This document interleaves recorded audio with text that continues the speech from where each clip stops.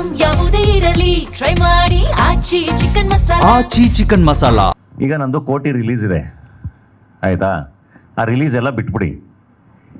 ನನಗೆ ಈಗ ನಾನು ಪೂರ್ಣ ನನಗೆ ಭಾಳ ಇಷ್ಟ. ನಂದು ಒಂದು ಅಣ್ಣ ತಮ್ಮನ ಸಂಬಂಧ ಎಲ್ಲ ಇದೆ. ಅವನು ಸೂಪರ್, ಅವನು ಇದು ನಾವು ಭಾಳ ಎಮೋಷನಲಿ ಕನೆಕ್ಟೆಡ್ಡು ಎಲ್ಲ ಇದೆ ನನಗೂ ಪೂರ್ಣಂಗೆ ಅಲ್ವಾ. ಸೊ ನಿಮಗೂ ಇರುತ್ತೆ, ನಿಮ್ದಾರೋ ಫ್ರೆಂಡ್ಸ್ ಇರ್ತಾರೆ, ನಿಮ್ದಾರೋ ಅಣ್ಣ ಇರ್ತಾರೆ, ನಿಮ್ದಾರೋ ತಮ್ಮ ಇರ್ತಾರೆ, ಎಲ್ಲ ಇರ್ತಾರೆ.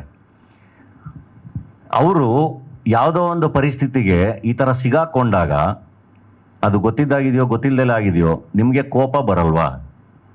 ನಿಮಗೆ ಬೇಜಾರು ಆಗಲ್ವಾ? ಆಗತ್ತೆ ತಾನೆ? ಹೆಂಗೆ ರಿಯಾಕ್ಟ್ ಮಾಡ್ತೀರ ಅವಾಗ? ಬೇಜಾರಾಗತ್ತೆ ತಾನೆ, ದುಃಖ ಆಗತ್ತೆ ತಾನೆ, ಎಲ್ಲದೂ ಆಗುತ್ತೆ ತಾನೆ. ಹೆಂಗೆ ನೀವು ರಿಯಾಕ್ಟ್ ಮಾಡೋಕ್ಕಾಗತ್ತೆ? ಅದೇ ಥರನೇ ಎಲ್ಲರೂ ಹೇಳಿರ್ತಾರೆ.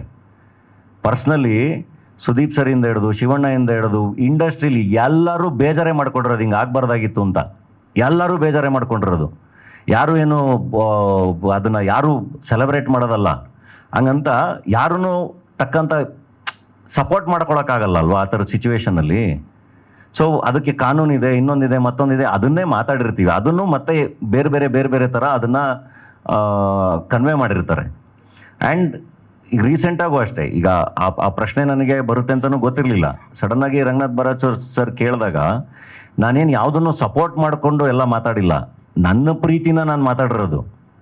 ಅಂದರೆ ನನ್ನ ಕೈಲಿ ಏನು ಮಾಡೋಕ್ಕೆ ಸಾಧ್ಯ? ಇವಾಗ ಟೈಮ್ ಟ್ರಾವೆಲ್ಗೆ ಅವಕಾಶ ಸಿಕ್ಕರೆ ನಾನು ಚೇಂಜ್ ಮಾಡ್ತೀನಿ ಅಂತ ಹೇಳಿರೋದು. ಅದು ಬಿಟ್ಬಿಟ್ಟು ನಾನು ಇವಾಗ್ಲೂ ನಾನು ಇದೇ ಹೇಳೋದು, ಅಂದರೆ ಅದೇನಾಗಿದೆ ಕಾನೂನಾತ್ಮಕವಾಗಿ ಏನಾಗಬೇಕು ಅದಾಗಿ ಅದರಿಂದ ಎಲ್ಲ ಚೆನ್ನಾಗಾಗಿ ಆಚೆ ಬಂದು ಅದು ಖುಷಿನೇ ಆಯಿತು. ಅದಕ್ಕೆ ಅಂತಲೇ ಒಂದು ಸಿಸ್ಟಮ್ ಇದೆಯಲ್ಲ, ಅದನ್ನು ದಾಟ್ಕೊಂಡೇ ಬರಬೇಕು ನಾವು ಯಾವುದೋ ಒಂದು ಸಿಚುವೇಷನಲ್ಲಿ ಸಿಗಾಕೊಂಡಾಗ. ಸೊ ಯಾರಿಗೂ ಪ್ರೀತಿ ಇಲ್ಲ, ಇನ್ನೊಂದಿಲ್ಲ, ಮತ್ತೊಂದಿಲ್ಲ ಅಂತಲ್ಲ. ಆ್ಯಂಡ್ ಒನ್ಸ್ ಅಗೇನ್ ನಾನು ಇದನ್ನು ಮತ್ತೆ ಹೇಳೋಕ್ಕೆ ಇಷ್ಟಪಡ್ತೀನಿ.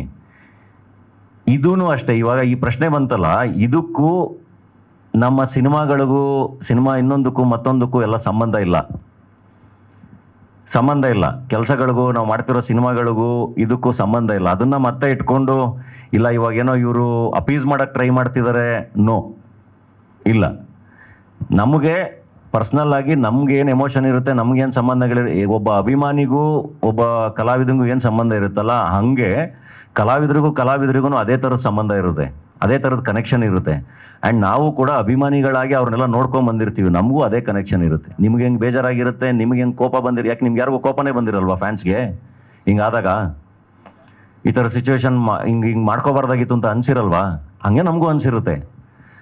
ಸೊ ಅದು ಪರ್ಸ್ನಲ್ ಕನೆಕ್ಷನ್ ಇದ್ದಾಗ ಮಾತ್ರ ಅನ್ಸೋದು. ಸೊ ಪ್ರತಿ ಸರಿನೂ ಪ್ರತಿಯೊಂದನ್ನು ಬೇರೆ ಬೇರೆ ಥರ ಬಿಂಬಿಸಿ ಅದೆಲ್ಲದನ್ನು ಒಂದು ಇಡೀ ಒಂದು ಆ್ಯಸ್ ಎ ಇಂಡಸ್ಟ್ರಿ ಅದನ್ನು ಬಹಳ ನೆಗೆಟಿವ್ ಆಗಿ ಅದು ಆಗ್ಬಿಟ್ಟಿದೆ. ಹಂಗೆ ಆಗ್ಬಾರ್ದು ಅದು. ಅಲ್ಲ, ನಾನು ಒಬ್ಬ ಅಭಿಮಾನಿನೇ ಅಲ್ವಾ. ನಾವು ಅದನ್ನು ತುಂಬ ಸರಿ ಎಲ್ರಿಗೂ ಅದನ್ನ ಹೆಂಗೆ ಹೇಳೋದು, ಅಂದರೆ ಅದನ್ನು ವಿಟ್ನೆಸ್ ಮಾಡಿದಾರಲ್ವಾ. ನಾ ಹೇಳ್ತಿರೋದು ಪ್ರಾಕ್ಟಿಕಲಿ ಅದೇ. ಈಗ ಸ್ವಂತ ಅಣ್ಣ ತಮ್ಮದಿರ ಜಾಗದಲ್ಲಿ ಇದ್ರೂ ಇದೇ ಥರ ಇರುತ್ತೆ. ಸೊ ಇದು ಒಂದು ಪ್ರೋಸೆಸ್. ಅದು ಕಾನೂನಾತ್ಮಕವಾಗಿ ಏನಾಗಬೇಕು ಹಾಗೆ ಆಗಬೇಕು. ಯಾರು ಏನು ಚೇಂಜ್ ಮಾಡೋಕ್ಕಾಗಲ್ಲ, ಯಾರೂ ಹೋಗಿ ಟಕ್ಕಂತ ಏನೋ ಬದಲಾವಣೆ ಮಾಡೋಕ್ಕಾಗಲ್ಲ ಅದು. ಆ್ಯಂಡ್ ಆ ಘಟನೆ ಆಗಬಾರ್ದಿತ್ತು ಅಂತ ಅಷ್ಟೇ ನಾವು ಹೇಳೋಕ್ಕಾಗತ್ತೆ, ಬಿಟ್ಟರೆ ನಮ್ಮ ಕೈಯಲ್ಲಿ ಯಾರ ಕೈಯಲ್ಲೂ ಬೇರೆ ಏನೂ ಇರಲ್ಲ. ಆ್ಯಂಡ್ ಎಲ್ಲರೂ ಒಳ್ಳೇದಾಗಲಿ ಅಂತಲೇ ವಿಶ್ ಮಾಡ್ತಾ ಇರ್ತೀವಿ.